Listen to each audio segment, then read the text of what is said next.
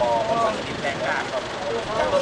ตัดหน่อย12ครับแต่ว่าจะไปเลยของออกได้12ของนี่ไก่บ่อเนี่ยจะเป็นบ่อแก๊สก็ที่เราใช้แก๊สมาทำการอบมัน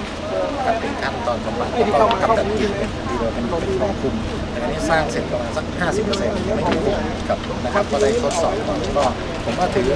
าเป็นการดีที่เสียหายอย่างตอนเริ่มถ้าเสร็จแล้วถูกก็ดีเลยถูกก็ไม่ได้ผิดคุ้มมันเสียไหมเนี่ยเขาประกันจะมาเหรอใช่